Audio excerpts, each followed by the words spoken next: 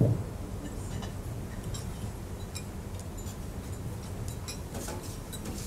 would like to start by telling you all a story. This story, like all good stories, is about fear and oppression and about the fight for justice. This is Benjamin.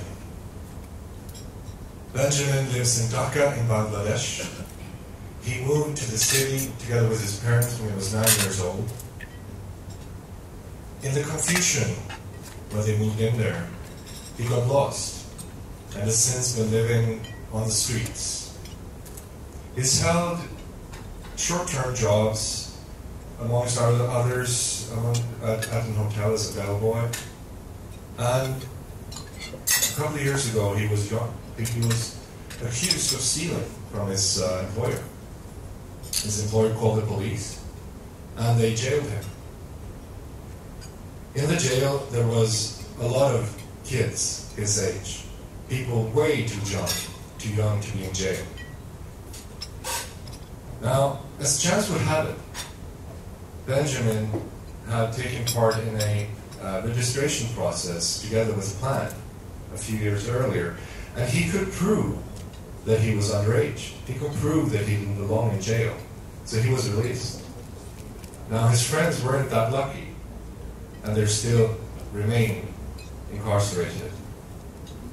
Now, that's the power of that piece of paper, that birth registration, the power of information, and the fact that without an identity, you are no one. My name is Jonathan Lundquist. I work at Plan Sweden. I'm a project manager for what we call Information and Communications Technologies for Development. We abbreviate it to ICTs for D. I also work with corporate engagement at Plan Sweden and with our local partners. Like so many have already said, I'm extremely happy to be here this morning, and I'm very glad that you're here, so many of you. We've already heard a bit about Plan, but as I'm sure that you all know, we are a children's rights organization. I'm going to do another kind of brief introduction for you. I want to go back to the year 1937. Children were suffering as civil war tore Spain apart. On a train station, John Langdon Davies, a British journalist, met a young boy. Around his neck he had a note that said, "This is Jose. I'm his father. When the city cease, I will be shot.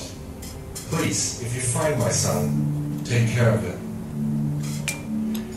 The journalist was gripped by this boy's story and started the organization that we now know as Plan. In that first year, Plan saved 300 children from the cruelty of war. Every child had a foreign sponsor that they corresponded with.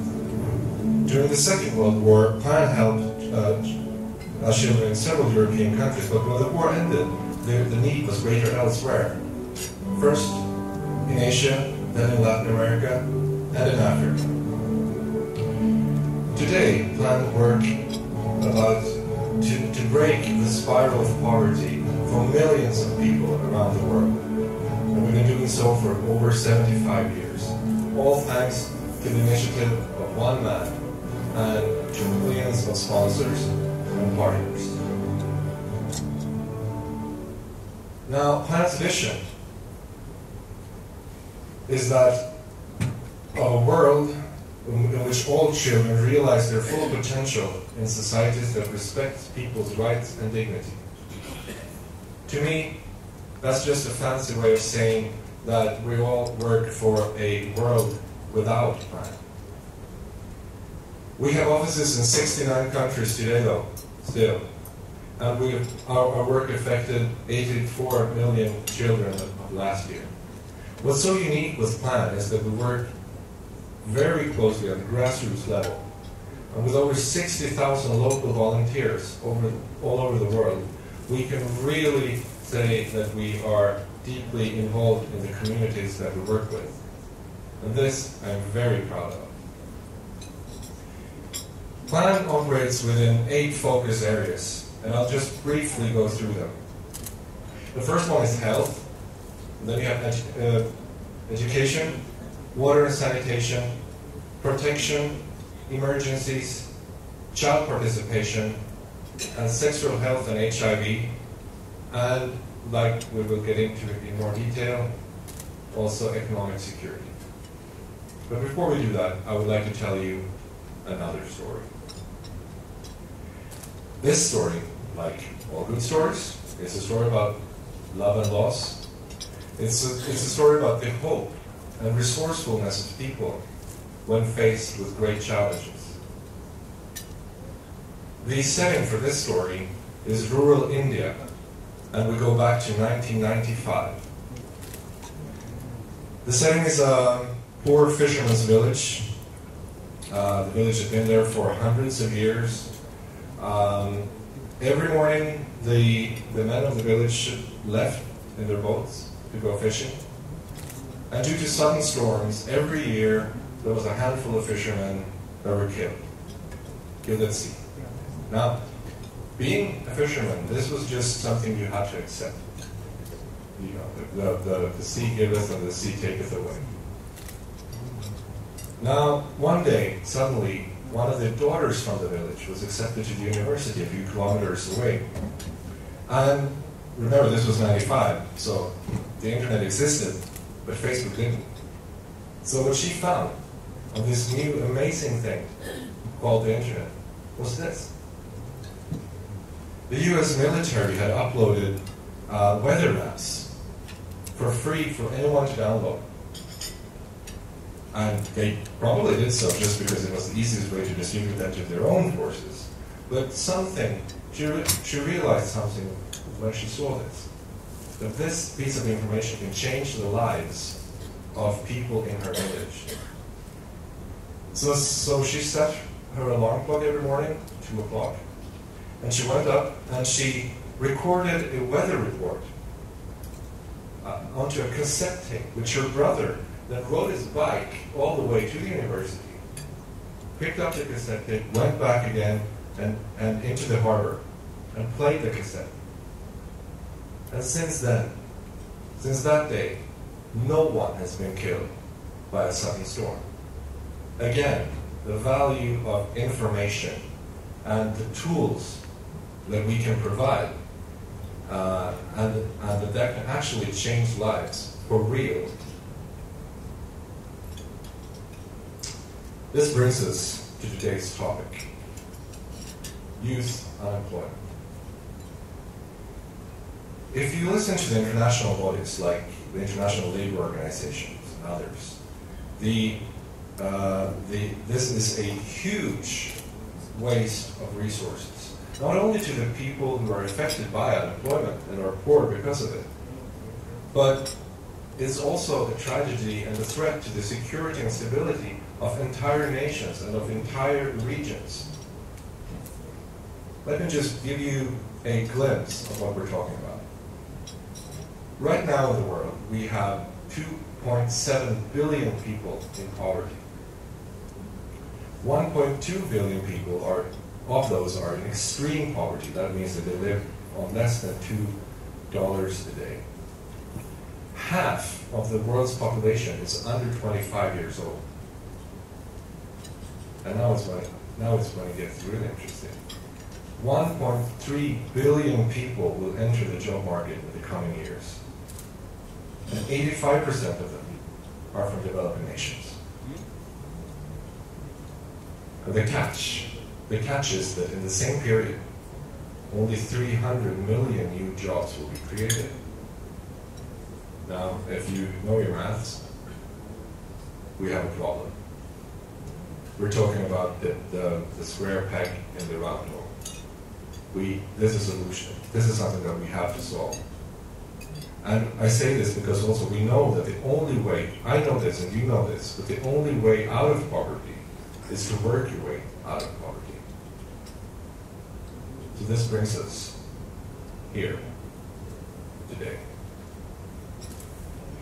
Let me rewind the tape a bit and tell you how this project came about.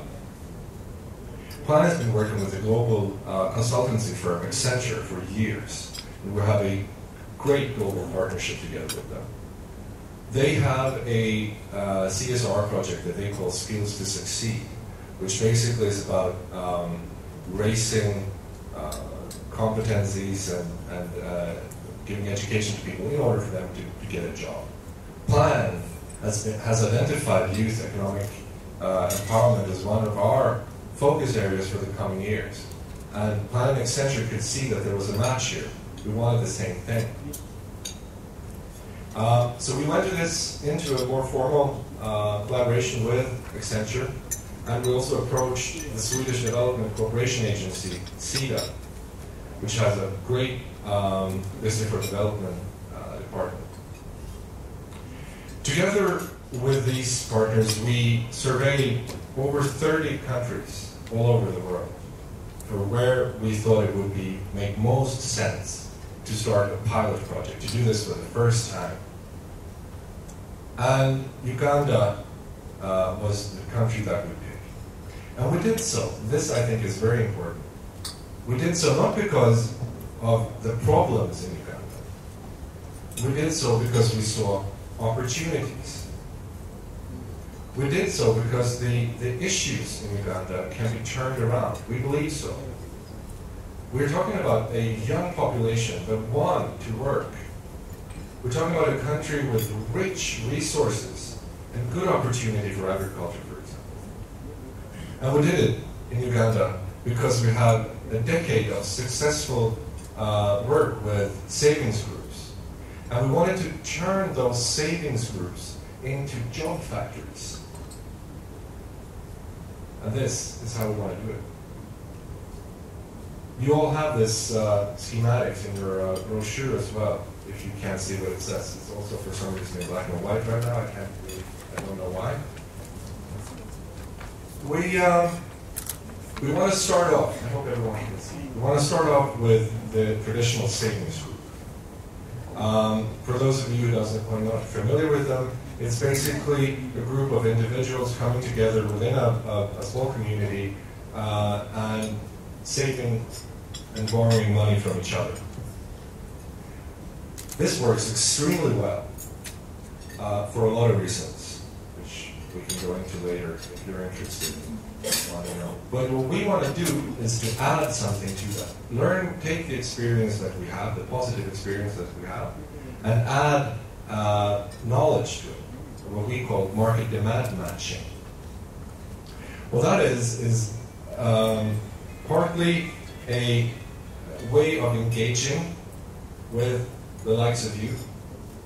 We help the young people to address what it is that they need in order to either get a job or make their living.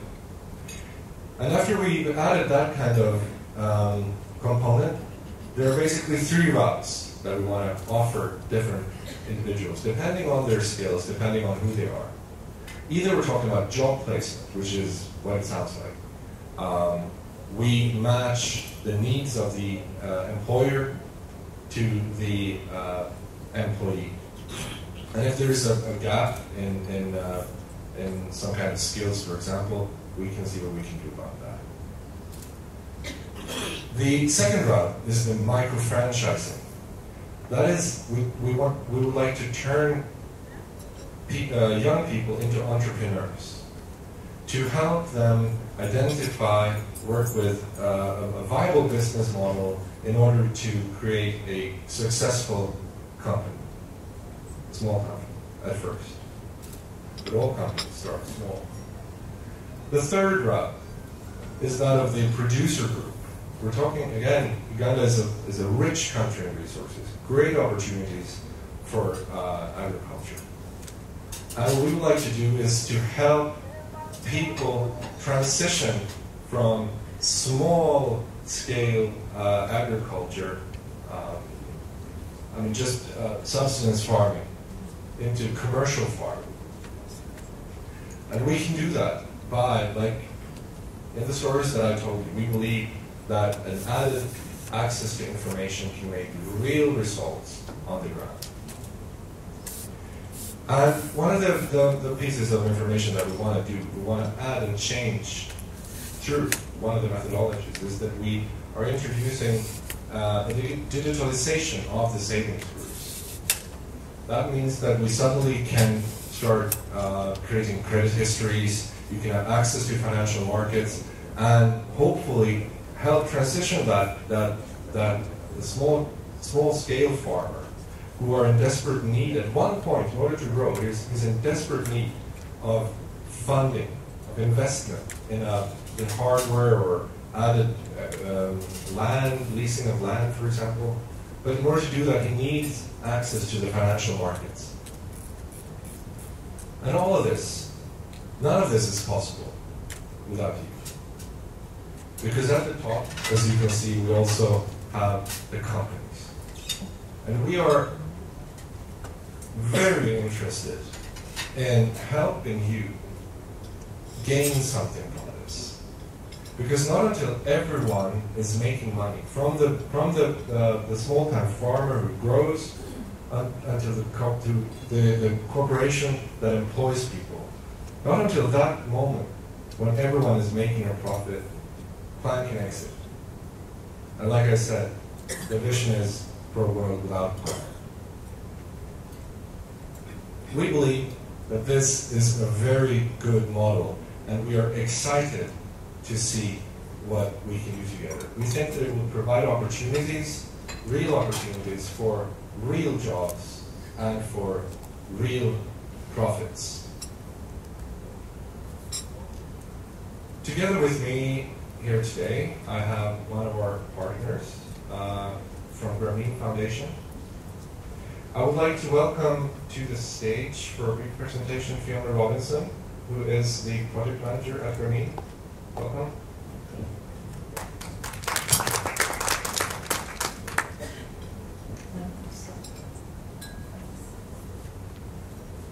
Thank you, everyone. Good morning. Thank you very much for having me here today. As Jonathan mentioned, I'm from Grameen Foundation, and I'm here to share some details with you of the work that we've been doing with BSLAs using technology, and specifically around data and that connectivity piece to financial institutions. So, for those of you who don't know Grameen Foundation, we are not Grameen Bank. It's a common misconception, including by my husband, who keeps telling people that's who I work for, but it's not. We share the same philosophy as the bank in terms of supporting the poor escape poverty, but we are actually an independent entity that's working with organisations across the world to help them reach and serve the poor more effectively. And we've got a strong focus on the use of technology and innovation to do that. So I work in the mobile financial services team, and I'm going to talk to you today about the work that we're doing in Uganda with a number of partners and other organisations, specifically targeting BSLAs, the savings groups that Jonathan was mentioning. So in the middle of this slide, my slides are a bit less interactive. I'm a bit embarrassed by them now after the movies we've just seen. But I'm working on two interrelated projects with Barclays and Airtel to deliver two products that are going to be used by BSLAs in Uganda, across Uganda, and hopefully eventually beyond. Barclays and Airtel. We also are working through Barclays with CARE, through the Banking on Change programme, which Plan are involved with. So CARE provide us with access to those BSLA groups so that we can develop and test the products that we have built. So I'll just talk briefly about the approach that we adopt at Grameen when we're developing these technical solutions. Too often in product development, there's a strong focus for an organisation on the business viability and technology. That's often what all that organisations consider, and the people part and the desirability of a product can easily be overlooked. So at Grumeen, we adopt a human-centred design approach, which engages in customer-focused design process to really understand the needs of the consumer. We spent a lot of time in the field focusing on how a product can address the needs of the user, and I think it's particularly important with this customer group because it's a new type of customer that lots of organisations haven't considered before, but it really is a huge area of potential both for the individuals involved and the organisations that are targeting them. So through the human-centred design approach, which includes designing, developing and which includes research, rapid prototyping and continuous refinement of products through time spent in the field, testing with users and an agile approach, we design, develop and scale sustainable solutions for the poor. In terms of the research we've done, we've spent a significant amount of the time in the field. The team have had over 500 interactions with potential customers, and we've also spent more than 400 hours in the field speaking to people. So we really sort of know the needs and the risks that these BSLAs face.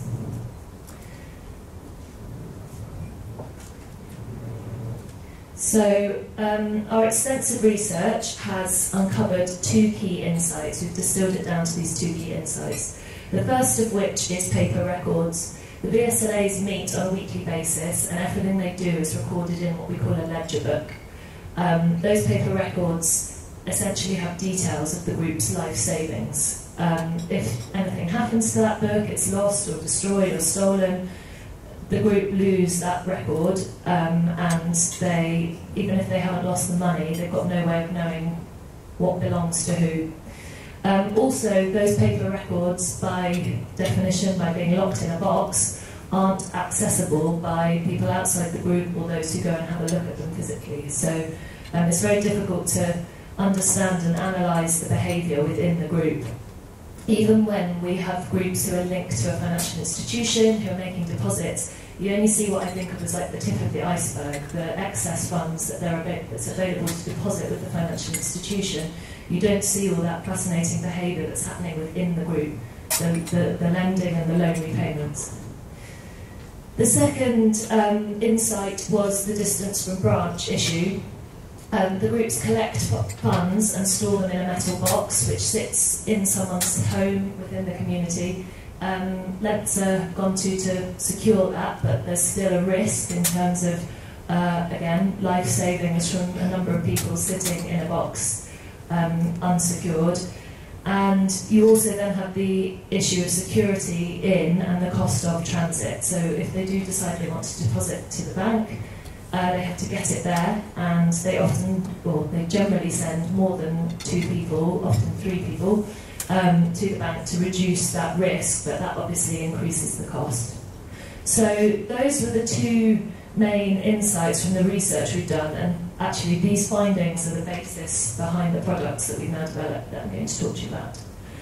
So the first is paper records, and I used this picture. I particularly liked it because in the foreground here we've got the traditional paper ledger. This is the secretary within the BSLA.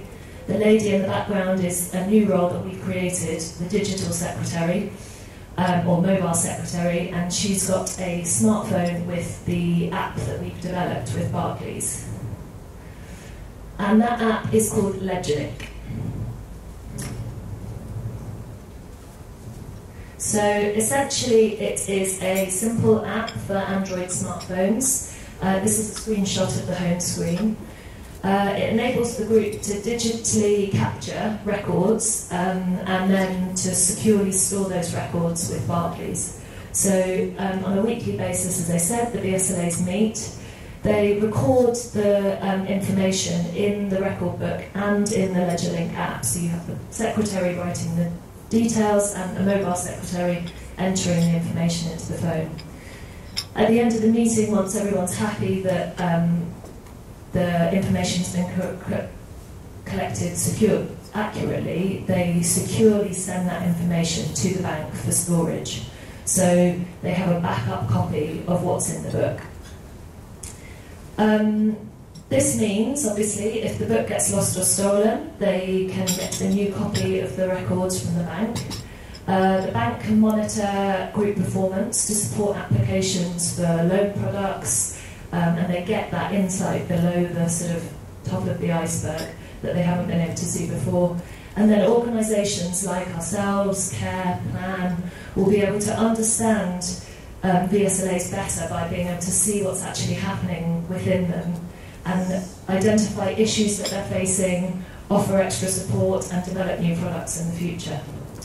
Also, groups can order statements from Barclays in this case to review sort of activity in previous cycles once the cycle's finished and see things in a consolidated basis.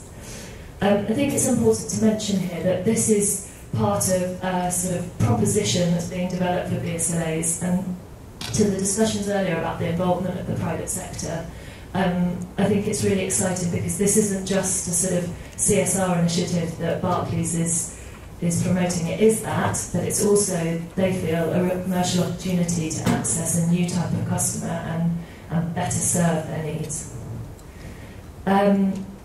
We next go to a quote, which is one of my favourite from the research we've done.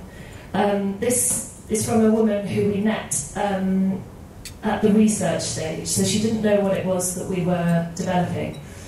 She said, if I could send the bank a picture of our records, they could see more information about us. We'd be somebodies, not nobodies.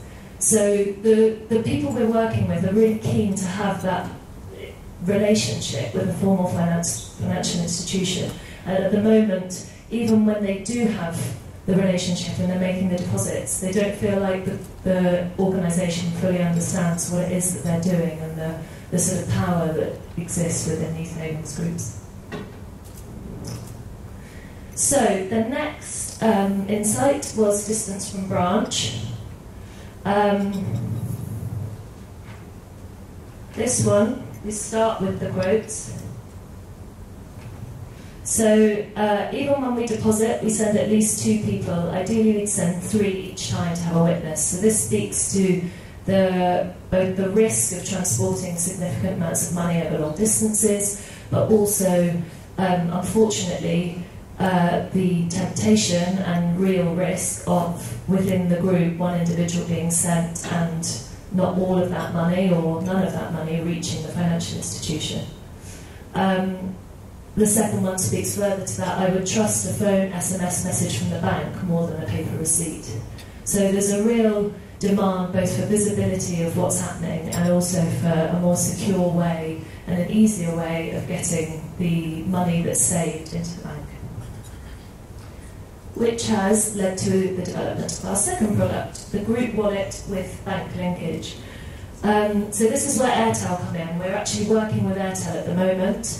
The product that we're developing will be both supported by Airtel and help the banks the groups that have an account with Barclays Bank to push their money through the mobile money network into their Barclays Bank account. There will also be other financial institutions likely sitting at the end of that, the linkage.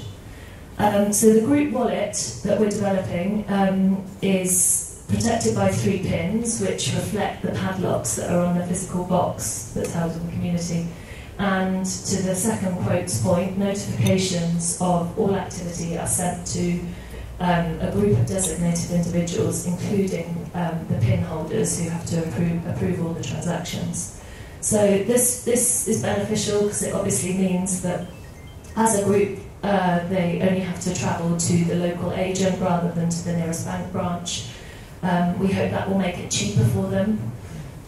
There is even the possibility of using what the MNOs call aggregators, which are mobile money agents on motorbikes. You may even end up with a situation where a man on a motorbike appears and collects the money from the group, and then there's 0 travel costs. It's more convenient, it's lower risk. We're hoping it's going to drive more frequent deposits. Research has really shown that distance from the branch really does have an impact on bank balances. A greater proportion of bank deposits are from groups that are much, much closer to branches. So there is a direct correlation between the two. And by doing this, we're really taking the branch to the user. Currently, Airtel are developing the product. We're hoping it's going to be ready to start testing in the coming weeks. And this, as I said, also delivers one of the products that we're working with Barclays on. So Airtel are already linked with equity and opportunity. So those are two of the other financial services providers that are going to be at the end of this. Again, this is a commercially viable offering. It helps Barclays to develop, to offer a sort of complete proposition for the SLAs. It generates income for Airtel, both in terms of the push and pull and the transaction fees, but also by customer acquisition and mobile money uptake. So it's a good combination of the sort of social side of things and the commercial benefits that we've talked about so far. So that's all I have to say, a bit of a canter through everything we've been doing here, but I'm happy to answer any questions, probably at the end. Yeah. Thank you. Thank you very much. Yes, we're going to save the questions for later.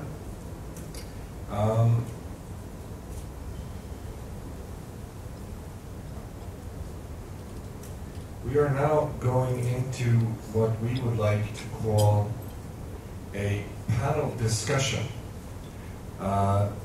So at the end of this discussion, there will be an opportunity for all of you to ask your questions. So I'm pleased to ask you to remain calm. I would like to welcome up again on the stage Alphonse Ochieng. I apologize for the pronunciation of your name. Welcome. Alphonse is a 25-year-old farmer from Uganda. You can come up here. I would also like to welcome Patrick Sezaboba, who is the project manager for this with Plan Uganda. And finally, again, welcome Fiona Robinson. My thinking was that maybe we could stand around this table, and if you guys could maybe pass this mic between you. You sure? It works? Oh, it's too good. Great.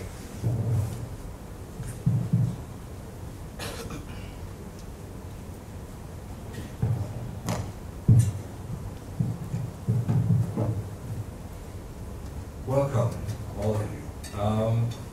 Alphonse, I wanted to start by asking you, because one of the things that I've been told when we talk about agriculture in Uganda, it is that nobody wants to do it. It's not a popular job, it's a hard-working job, it's something that the young people are afraid of doing. Now, you've told me before that you've been doing agriculture for a little more than a year and you're doing very well. How come you chose to put your efforts in doing agriculture? Thanks. The question. What?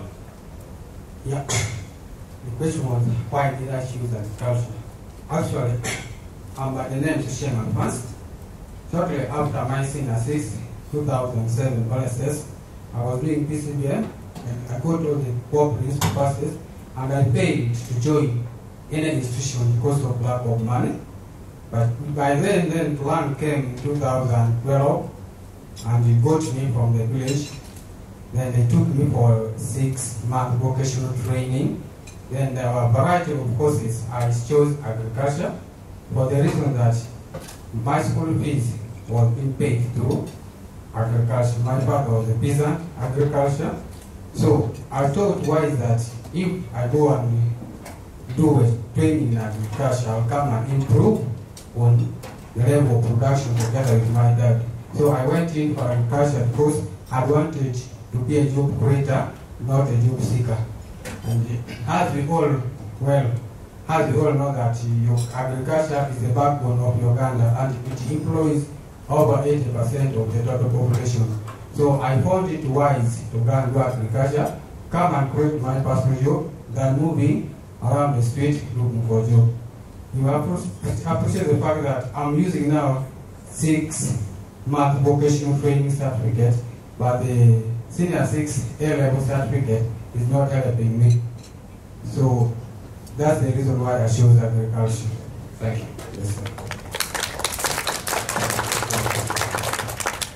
Patrick, do you think that this is correct? Do you think, I mean, can you see that the young people are turning away from agriculture, and if so, why? Well, there is a lot of potential in agriculture. Over the last 6 months, we did an assessment, both a private sector assessment and youth assessment in eastern Uganda. One of the emerging things that if you are looking for employment solutions, no doubt we still have to work with agriculture. With the abundant soils, we need to improve that area. 2, we also found out that yes, the young people are interested in agriculture for as long as they see a quick return. They may not go into the perennial crops that have a turnaround time of 2 years, 5 years, but for as long as they begin with initiatives of a shorter time, harvest time, they are interested in that, and if they begin seeing returns from that, they will be encouraged to do more. Thank you. Thank you. Fiona, when listening to Alphonse's story, how do you think that a digitalization of agriculture can help him move to the next level? I think, well, one of the things I'd sort of focus on would be by developing these links to financial institutions, you're allowing individuals and groups within the community to have a lot more access to credit, which obviously supports business development. And importantly, it's not just providing that linkage and the physical connection to the banking institution, it's also providing all the information and the data that we're talking about with a product like LedgerLink. And also by using technology, you can save time with reducing the amount of time that people have to spend travelling to the bank by using the mobile money network. So I think there's the sort of information piece, and then there's the convenience of using technology to improve efficiency.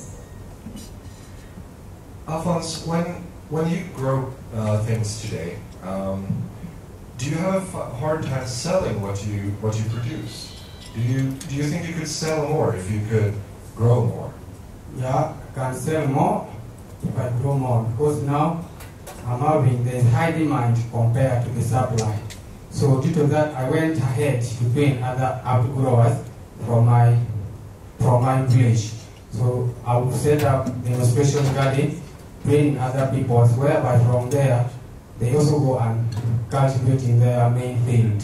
So I've also went ahead, but to give you just a short story, I'm a specialist in horticulture.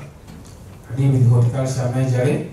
From the training I started with tomato, 2 hectares, sukuma wiki, 2 hectares. I harvested in February of 2013, and I got to the tune of 800,000 shillings. That was the first harvest. Then I went in, that 8,000 shillings, I injected 400,000 in bigger production. 200,000, I supported my family members, school fees and other basic necessities. Then 200,000, I moved on to carry out other cultivation, whereby I then planted eggplant and the tomato. I harvested up to the tune of 700,000. That was by around April. Then I used that money to sponsor myself in Bustema University, whereby I did a course in computer application certificate. Then after that one, I applied for certificate in computer repair and maintenance, whereby now I'm not computer illiterate like I used to be. So from there, I went ahead and planted watermelon, whereby now I transported watermelon to Malaba, and I got to the tune of 500,000 in one harvest. They collected in a pickup at Malaba. So the answer to the question that markets are there because I believe everyone in this earth do it. How do you know what to grow? I mean, how do you know that, okay, I'm gonna plant watermelon, for example? Yeah, actually, before I plant anything, I carry out market research. I move to local market, open market, and see what people demand is what I do grow. I don't just grow, but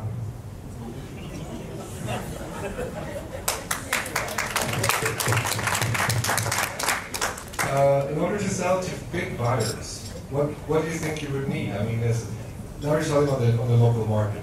Let's say you could approach one of the bigger buyers, not on the market, but for a supermarket chain, for example. Is there any way that you can come in contact with them today, or how do you think that? Yeah, I will be also grateful if other development partners are here, like the city companies, financial institutions, and other development partners. Because one of the challenges I'm getting, I set a little income, so I'm not producing in a small scale. But if development partners are here, I will be very grateful, and I do believe I will produce high quality and quantity products, whereby I will also beg if there are any other development partners apart from the land who will give me their contacts. I will be very grateful. I would also like to point out that, again, we talked before, you're not only employing yourself. How many people do you employ, and how many people do you think you will employ for the next harvest? For the first production, I entirely rely on my labor, plus my sisters. Second cultivation, I employed 3 people who are helping me. The previous year, I've been employing the range between 3 to 6. But I believe if I expand on the production, I will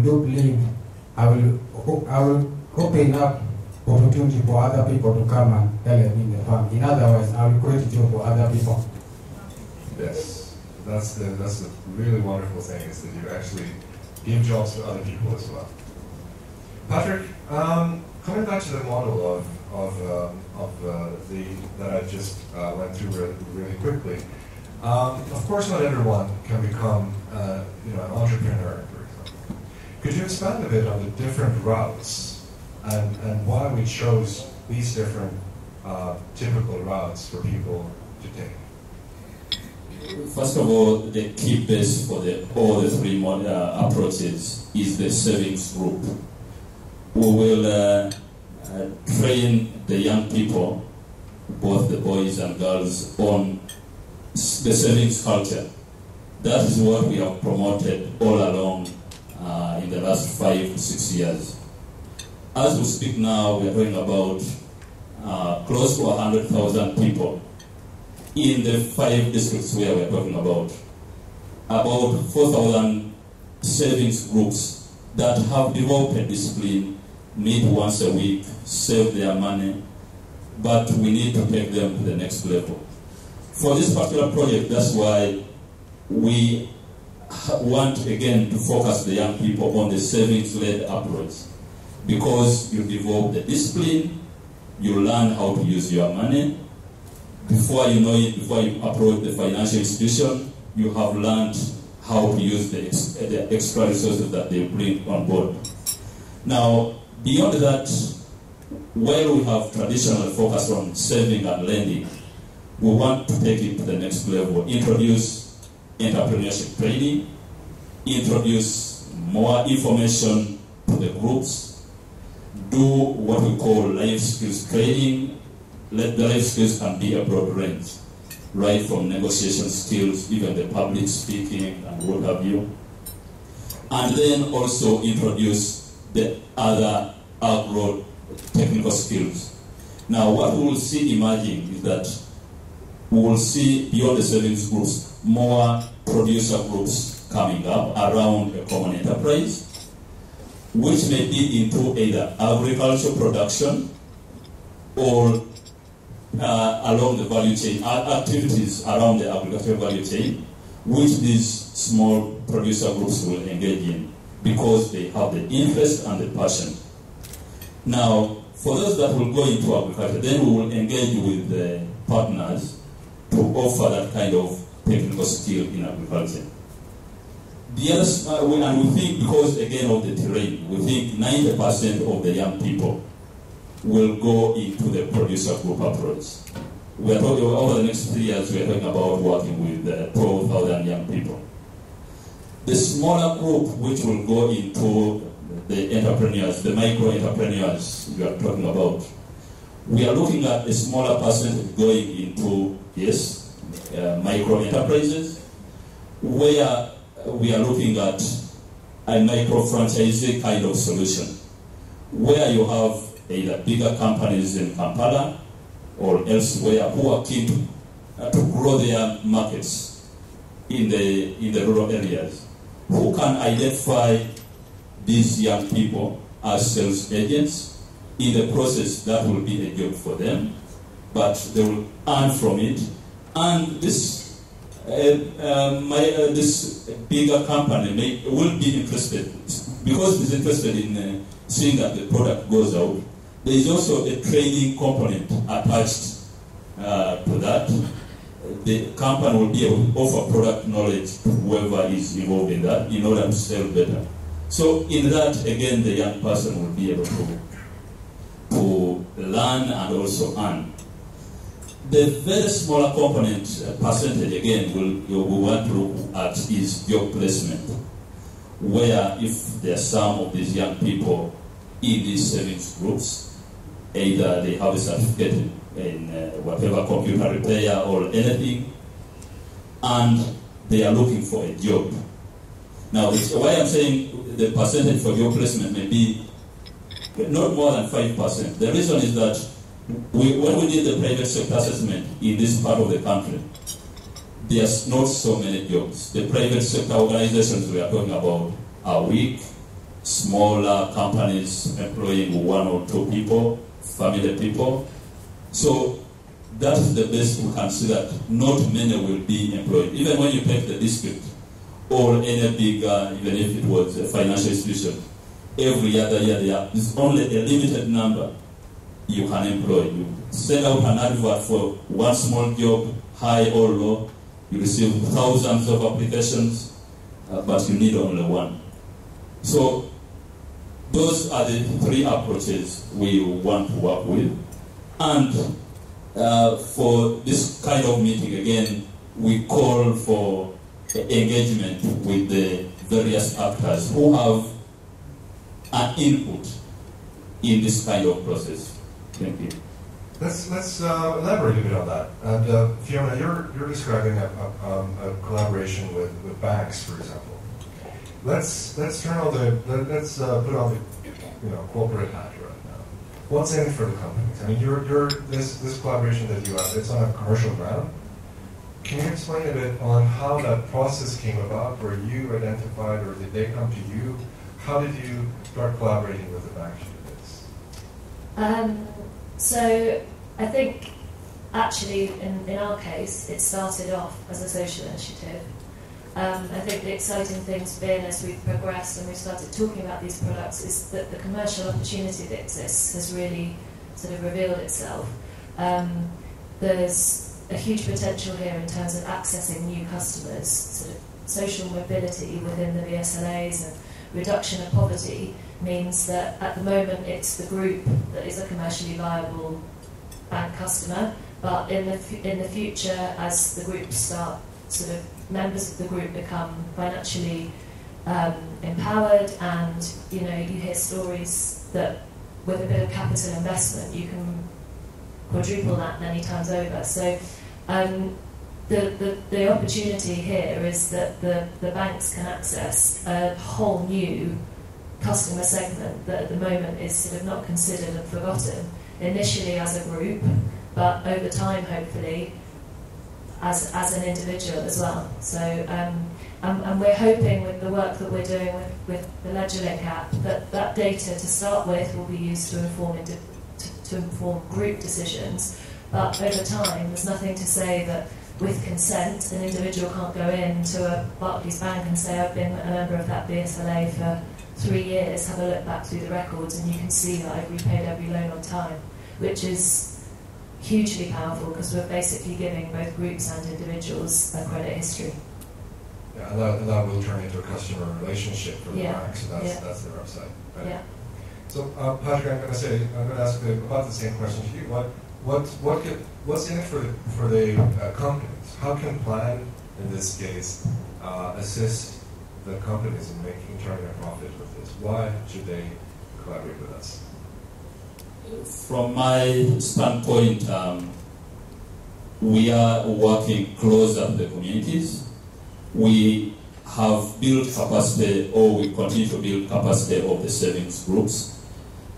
These groups are out there, and we know where they are anyway. These groups meet.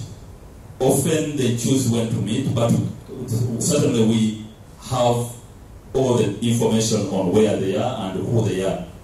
What we, in this case, we present to the companies, whoever stakeholder, is that we have the network of the groups, the individuals, and which we only want to present to you, and you run with it in terms of you may know the business solution, the distribution network we want to create, and that platform we provide to you.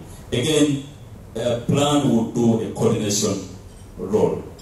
I think, again, this is something, and I certainly believe that the companies, whichever entity, from wherever you are coming from, there is a value proposition for you in terms of doing the direct engagement with these young people. And also to say that for the young people who participate in this kind of network, is that provides them a platform also to engage and build their capacity, have the networks, which they will grow year after year and be better business people. Thank you. But isn't it different? I mean, if you take the example of small farmers, small-time agriculture, aren't they going to compete with each other just to lower the prices and drive each other out of business and make it a dog-eat-dog thing? Or how is he thinking about that? My take is that it will not be competition. Instead, we will be working around more collaboration, aggregation. Because, for instance, if it's a supermarket, for instance, and they need specific quantities every week or every day, the one young person or one group will not be able to satisfy that. Now, the more groups get that information and work together to sustain that market, it becomes quite interesting and profitable for all of them. So it is really in the interest of everyone to collaborate with each other. Yeah, I would just add that actually that's one of the things, the group dynamic is one of the things that's actually making BSLA such appealing customers to someone like Barclays, because there's a huge amount of positive reinforcement. There's essentially sort of risk management and credit checking that goes on within the groups every time an individual asks for a loan, and you see a lot of I'm a member of BSLA and I see my peer has done very well by taking a loan and investing in their business, and it spurs me on to do the same thing. And then finally you've got a whole sort of group of people to bounce ideas off and share information with. So if I've grown watermelons and it's been hugely successful and we need double the amount, then you've got that sort of ready-made network to communicate with, and I think it's a really powerful rather than destructive sort of resource. Alphonse, how do you think, how could a bank help you today? Where you are at this particular time, when you want to grow, how can a bank help you? That's a very good question. Before I answer that one, I was disappointed with the existing bank. I tried to move in for this new youth fund. Do all the requirements I processed, they told me that you bring land title, my daddy gave me for Centenary Bank. But now, I don't know how they can help me now. I don't know how they can help me now. Because I thought that was the only way. Because in agriculture, it's very risky to get a loan. See, agriculture so much depends on weather. You may get a loan, you inject in agriculture, then the weather turns out to be bad. So it will be difficult to pay back the loan. At least I wanted that soft loan youth fund. So I don't know how they can help me. But I need that help. Right, yeah. That's a good answer. It's an honest answer. Patrick, one of the things that always comes up, I told you a bit about why we chose Uganda as the first country to do this. But we're also doing this in 2 regions, in Kampala and Tororo. How come you chose those 2 regions specifically? Well, for the next 3 years, it's a pilot. And of course, for pilot, you have to start somewhere. We chose Tororo and Kamoli partly because Plan has presence in these particular areas. But also, too, the young people in the rural areas have or face double challenges as opposed to the urban youth. Of course, from a business perspective, one would think the urban area provides, when you do your business plan, has the market, has the financial power, but we also need to build capacity of the rural areas and help them come out of poverty and also do better beyond them. But the model is replicable. I believe even before we get to the 3-year timeline, the concepts we are working with are replicable in many areas, and the successes will be used to roll out this initiative even beyond Uganda. Thank you. Thank you. I would like to open up. You've been very patient, and I hope that we've been sparked some ideas. I would like to open up for questions, if there are any. Yes, good. How are we going to do this? Could we set one of the microphones around, perhaps?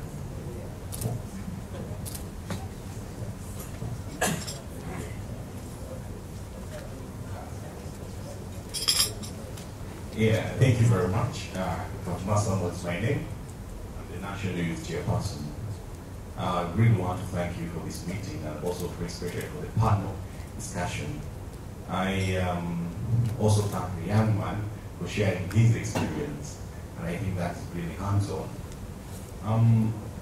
Yes, youth and agriculture, it's one of the key issues which is really very important for our young people. The recent research is telling us by UBOS that 67% of the young people, which was done specifically here, 67% of them are in agriculture, which is true, like the way Patrick said, it's more in the rural areas. However, I wanted just a simple question where presentation was made about linking in terms of information with the banks and all that, and drawing this from the experience we've got with engaging the banks.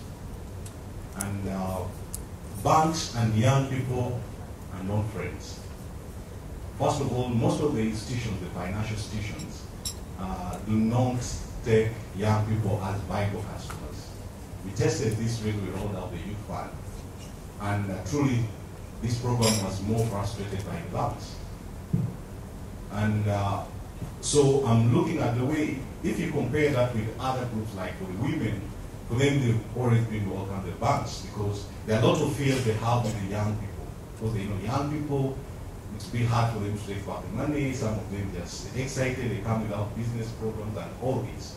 But they forget that part of the innovativeness that the young people really have. And I'm not sure whether banks would risk, especially working with young people. And that's why that program has been rooted from the banks, directly to support the groups. Now, government is no longer putting any more money in the banks, it's now going directly to the groups in the sub-counties because of that fear. So I'm trying to see with the experience about this program. I've seen here more women. How has it been the response with the young people and the moms? Thank you. Okay, yeah.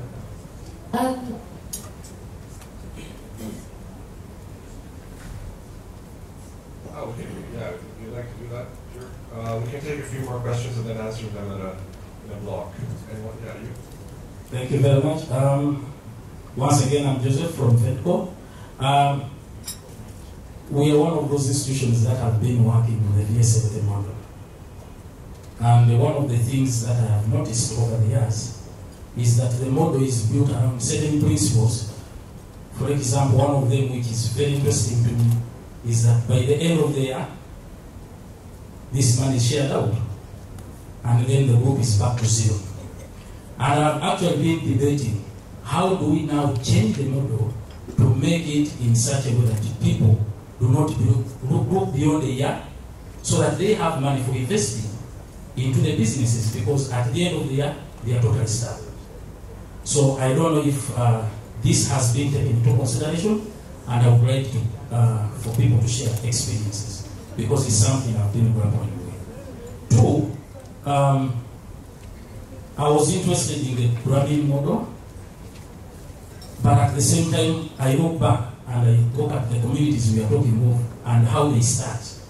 We are not talking of huge monies that are being saved on on a whatever period, maybe weekly, which has been most of the practice. But you are talking of, small monies. Now, by doing all these models, I know there are costs involved. Yes, we are reducing costs somewhere, but there are also costs involved in making these transactions.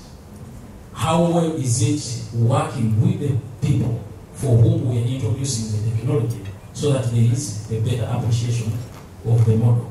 Else, I am seeing a scenario where, yeah, for me I liked it straight away, but then I'm like, wait a minute, will the farmers appreciate it if they are saving 1,000, if they are saving 500?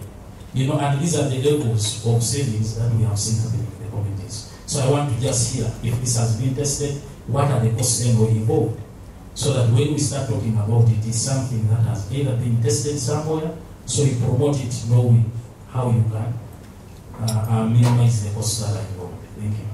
Thank you. Let's try to answer that. I think that's enough questions to remember, at least for me. The back has a response.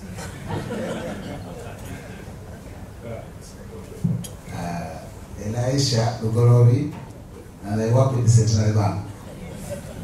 And on top of that, I'm in charge of youth fund. So I want to stand by giving facts.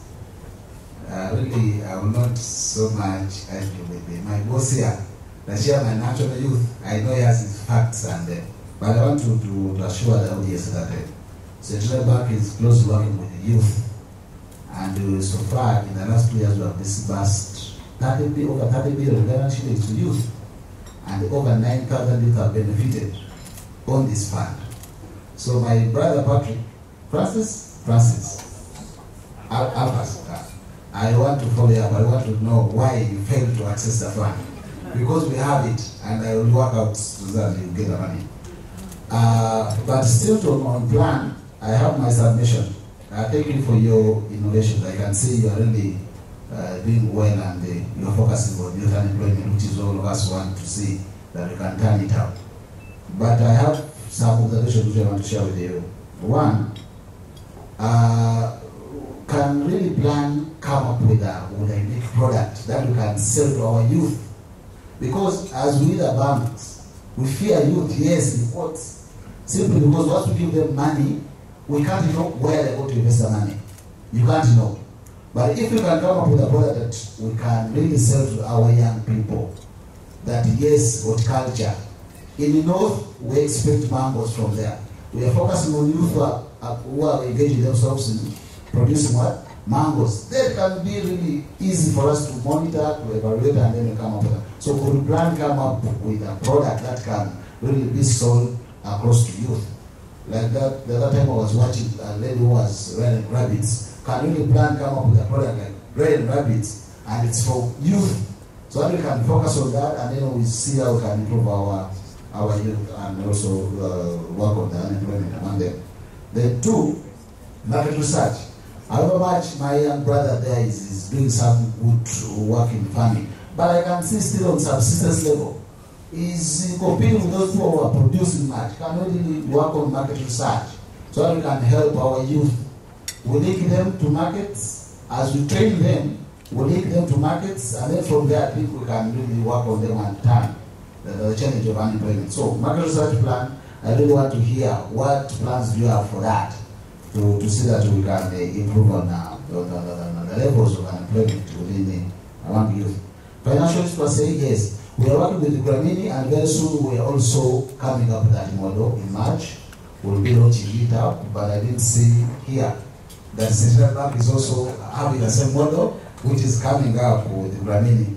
So we are really focusing on youth, and we are working closely with the youth, especially youth in agriculture. Kapchorwa branch is doing well in financing youth who are engaging themselves in agriculture. So really, I want to assure you that Central Bank and youth, we are close because we have products. We are coming up with cool products for youth. Cool, in brackets. They are cool products which we are coming up with. So I want to assure you, plan, if you partner up with them, we will do some good work with them. Thank you. Thanks. Thank you for that. And thank you for that. I look forward to seeing you and Alphonse talking later. It's solving this problem. I think we need to start answering the questions also if we want to stop. I think you had a question? Yeah, well, I've just got 2 points that hopefully sort of respond to some of the questions.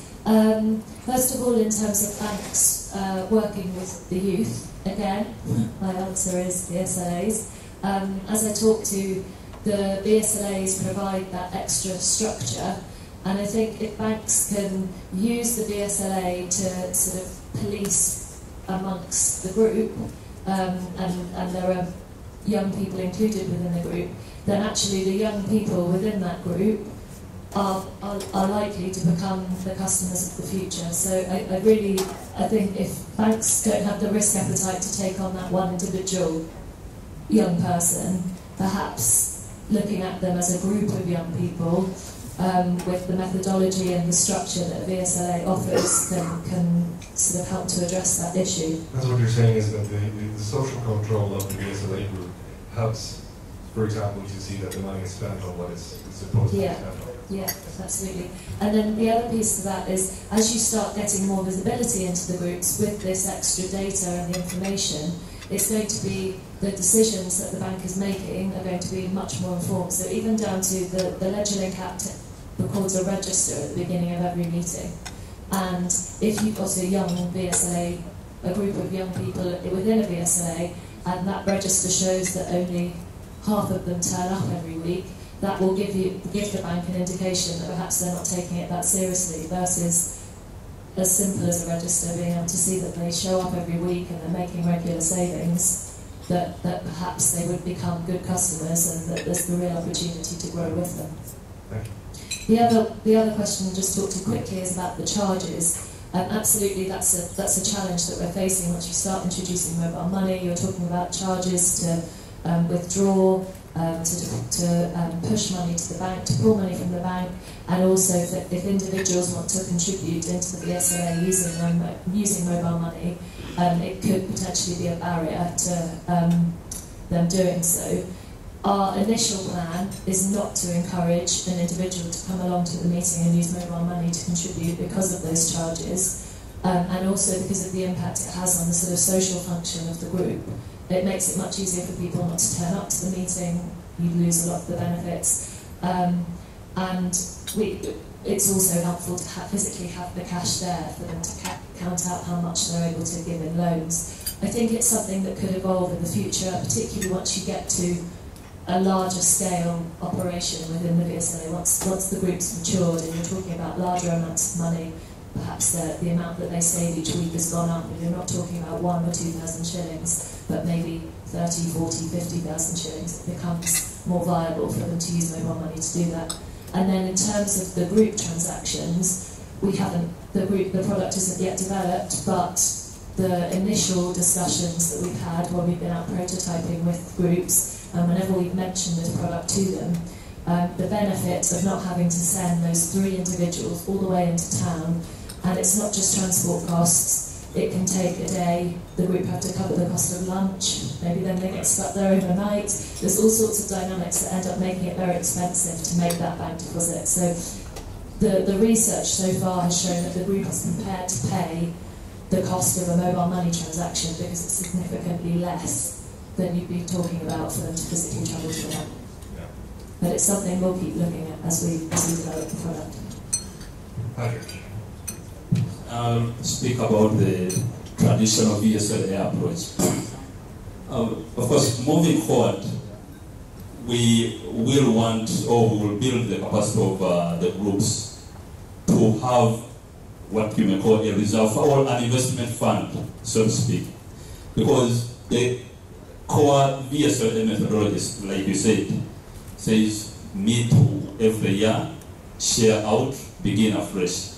But even when that is the approach, what we have seen in these districts where we are working, the groups that started 5 years ago have not disintegrated.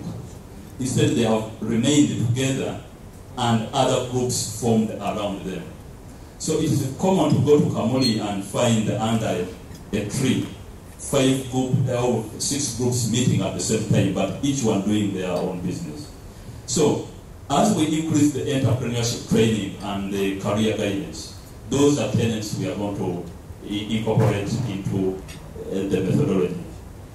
Quickly on digitalization, for us where we are coming from was from a perspective that, yes, the groups will grow organically, begin small, learn, do better, and at that point they will want to go to a financial institution.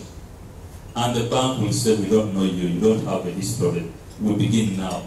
So when we are starting out with the thinking process, with digitalization, we are saying, if we can have a solution that captures their information and maybe the bank can consider it, that's where we are coming from. And we are still also in the learning process and discussing with Ramin, and we will find a midpoint on how to actualize that. I'll request my colleague Gerard to talk about market research quickly. Thank you, Patrick. The gentleman from Serena Bank asked if Plan is going to engage in market research to inform the enterprises who will support with the youth. I'll point out that a year ago, when we were in the inception stage of this project, we did carry out a youth assessment and a private sector assessment, and came up with candidate enterprises that we could promote in Tororo and Kamuli. We are going to continue to do regular market research, and from the data we have, we already have indicative enterprises that we could promote in Tororo and in Kamuli around fruit growing, poultry, and the rest.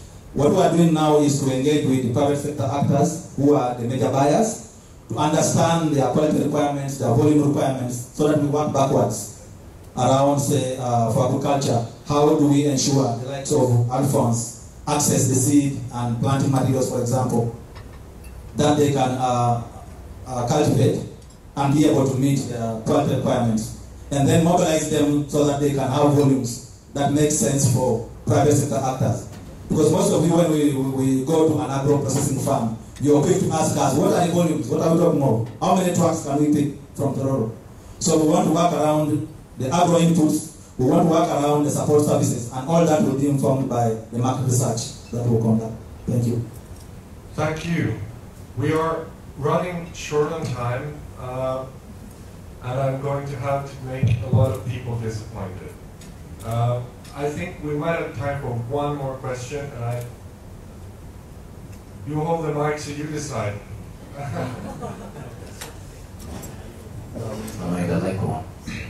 Thanks very much.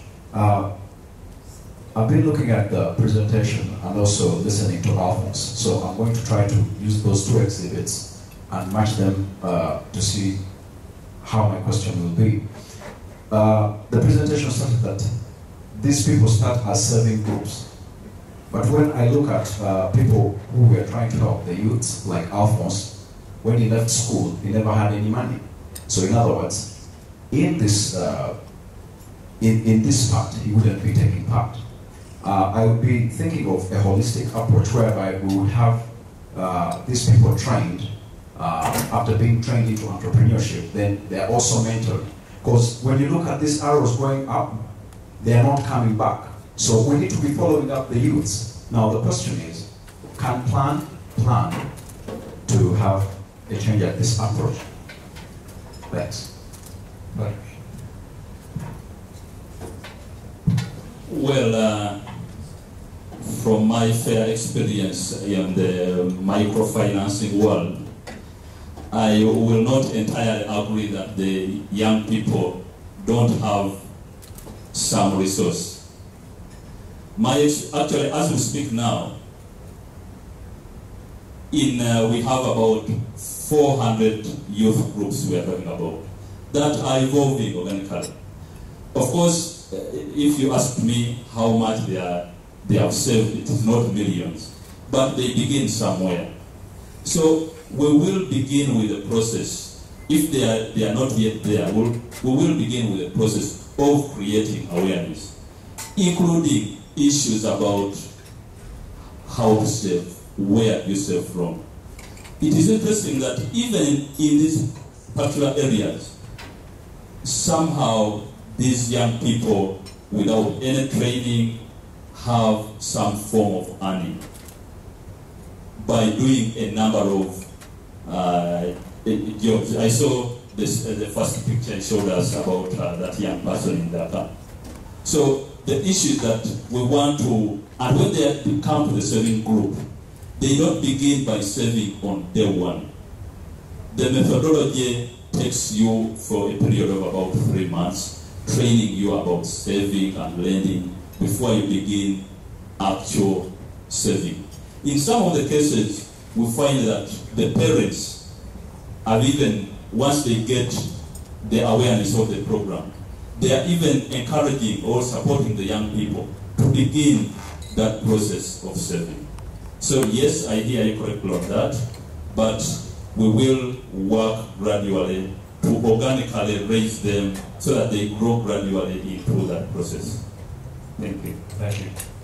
I know that there are more questions, but I promise we will be here even after we finish. So please just come up to us and ask whatever you is on your heart. I would like to thank the panel, but I would especially like to send a big congratulations to Alphonse, who was actually also just recently voted the community-based facilitator in his parish. So thanks to the panel, and thanks especially to Alphonse.